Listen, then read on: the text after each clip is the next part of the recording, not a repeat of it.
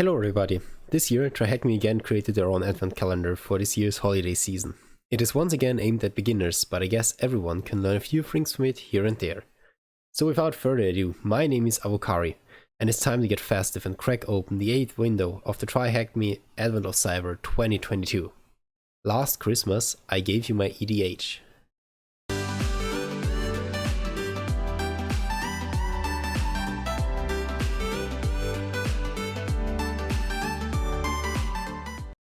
Day 8, so the tag is Smart Contracts. Last Christmas, I gave you my ETH.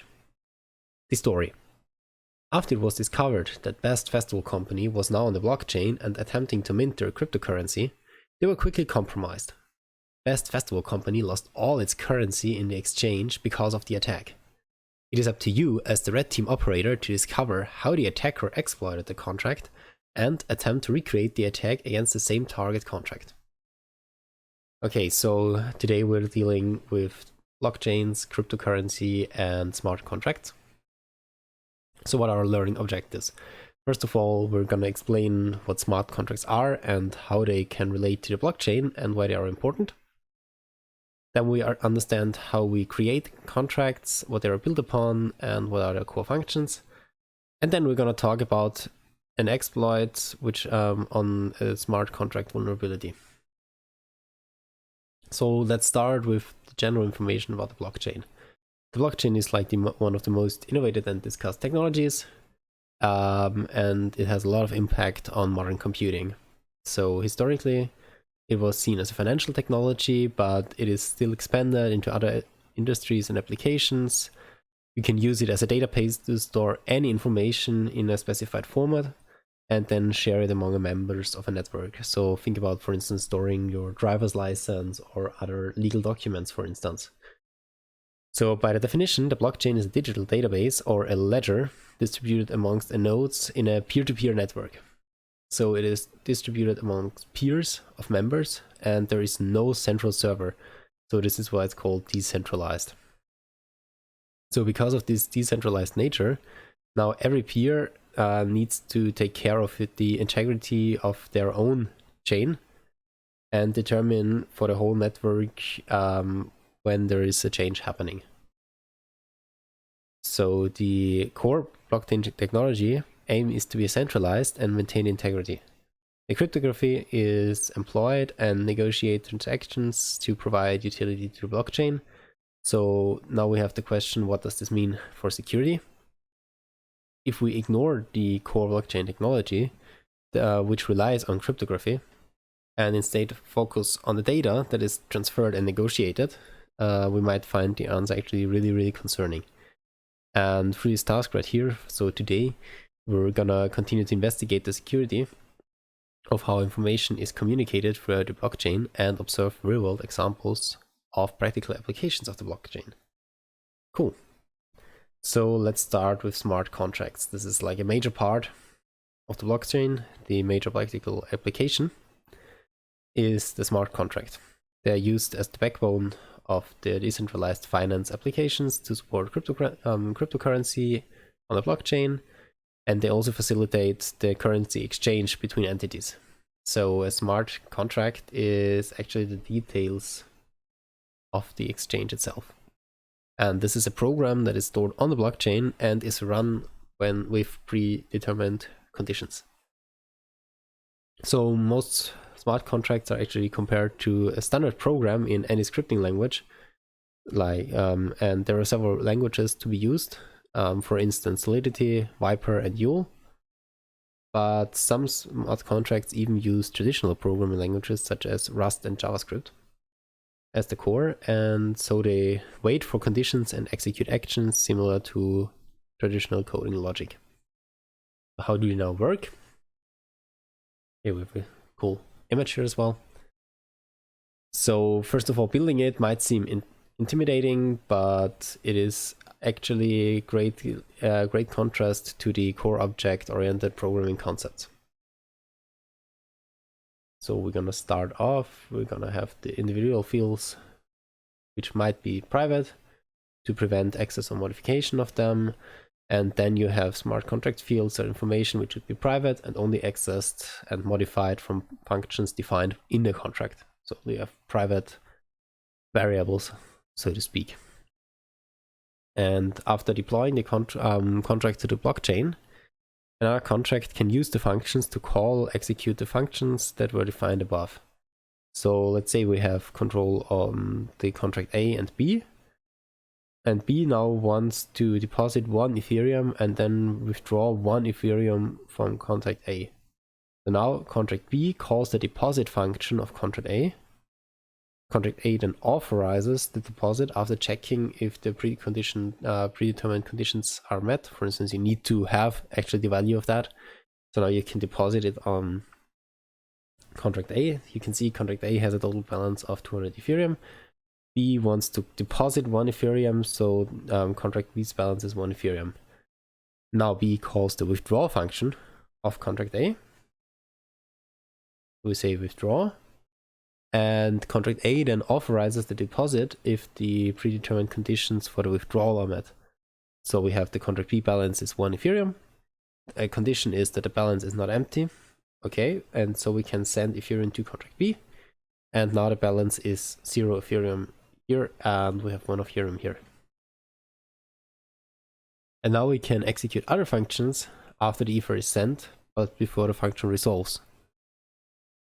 So we can again say withdraw with other calls, balance is still not empty, and then we have 1 here. Okay. We can do other calls while this call is running. So how do the vulnerabilities now work? We can have problems due to poor exception handling within the contracts, but most vulnerabilities arise in functions where the conditions are insecurely implemented. To the previously mentioned issues, for instance, you can do other calls where a call is running.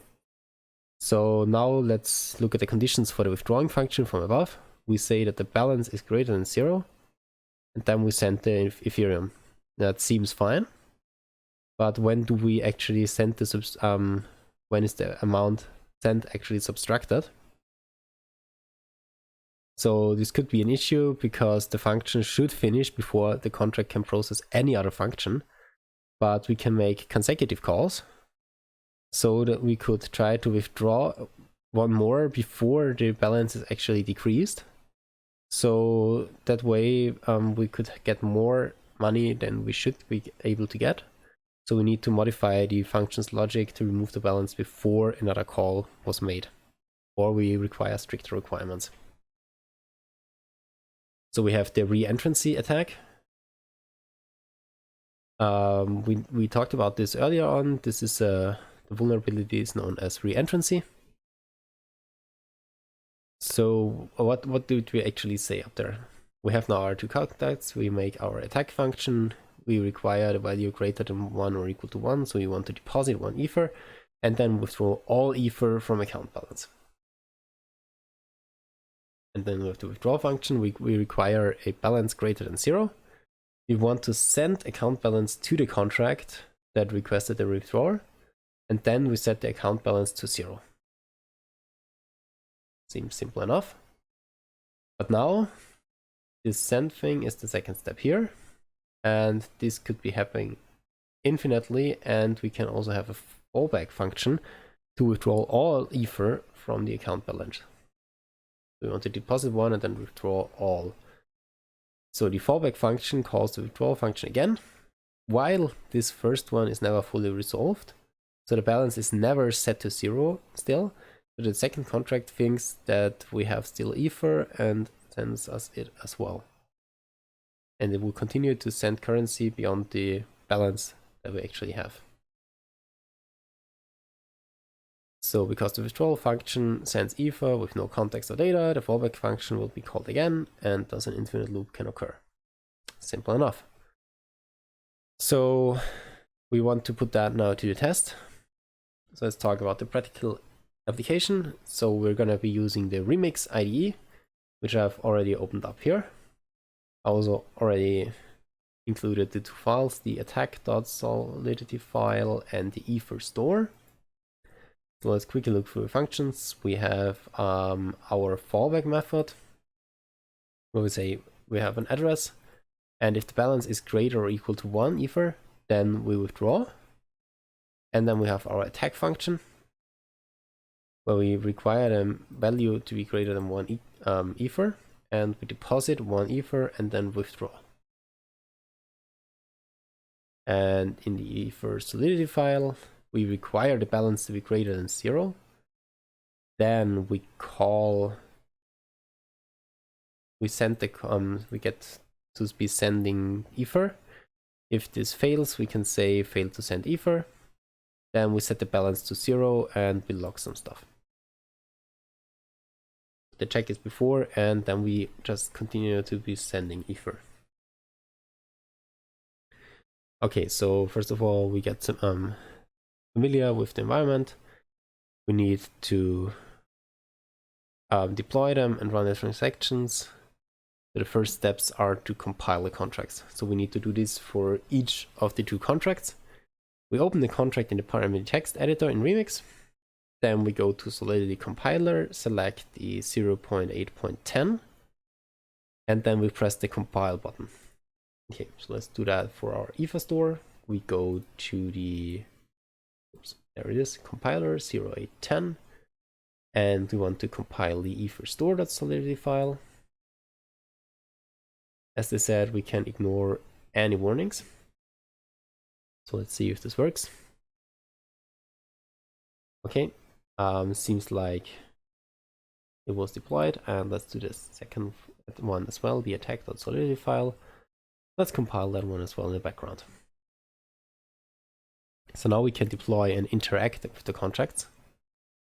So we go to the deployment tab, and then we have a few labels here which we're gonna go through. So let's see if this is already finished. Perfect. So we can go to the deploy and run transactions tab. This is actually the one you can see here on the right hand side. We can choose our contract, for instance our ETH store or our attack one. I think we're going to use the attack contract. Yes. So first we need to select the contract. We did that, label 6. Perfect.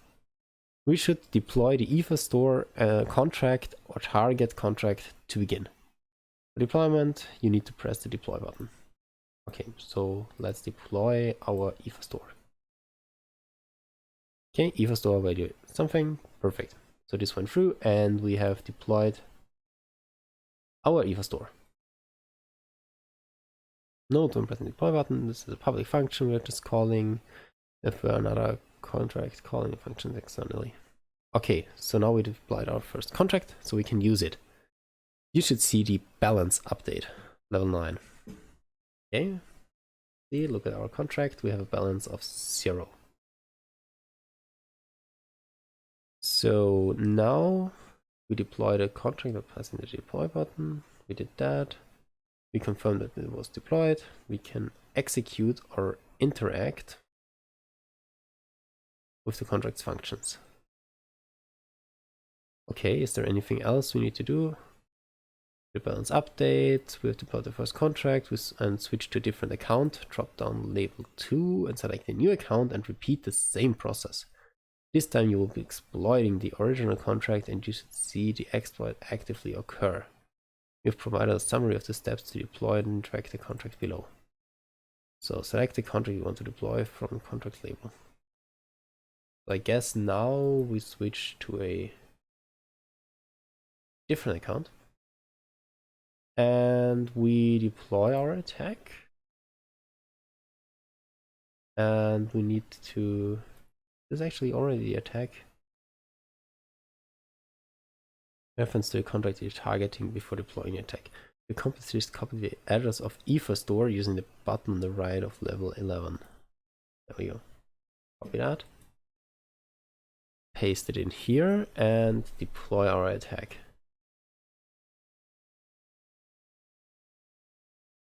Okay. So now we have deployed the attack, deployed a contract, confirm that it was deployed, and now execute with the functions. Note that most functions require some form of value input to execute. Keep the amounts at a small number. Uses the resources of the host device and to attack relies on recursion. This can be known to keep resources and results in application crashes. Okay, so we don't want to do that. So I guess we're gonna test out the attack now. Let's see what happens if we do attack. The transaction has been reverted to initial state. We get balance. Okay, so what I forgot to do here, I think, is we need to switch back to our first account, and we want to actually have some value here. So let's say, I don't know, 15. No, this might be too much. They warned us. Let's do it with 4 ether and then say deposit. Does this work? Yes, perfect. So we have 4 ether now on our ether store. So next up, let's try to steal something. So for that, I think we need to swap to our other account. Perfect. We're already here. And then what do we want to steal? Let's try 2 of the 4 that we added in our first balance. Does this now work if we say attack here? Transact, attack, pending. Yeah, there we go, that worked. We get the flag 1, 2, 3, 4, 5 times actually. We can see now that our contract has 0 Ethereum stored on it, Ether store, and our attack went through. So this was actually the loop that we explained earlier on. We deposited something here and it's trying to withdraw, and it's gonna withdraw as long as there's value onto that one. So this is a pretty cool concept. I'm not doing that much of blockchain recently, so this is completely new to me. But I guess we're gonna copy out the flag and paste it in here. There we go. So what was the flag? All your ether is mine. And we were able to gain access to the ether of a different account. Nice. So that worked pretty cool.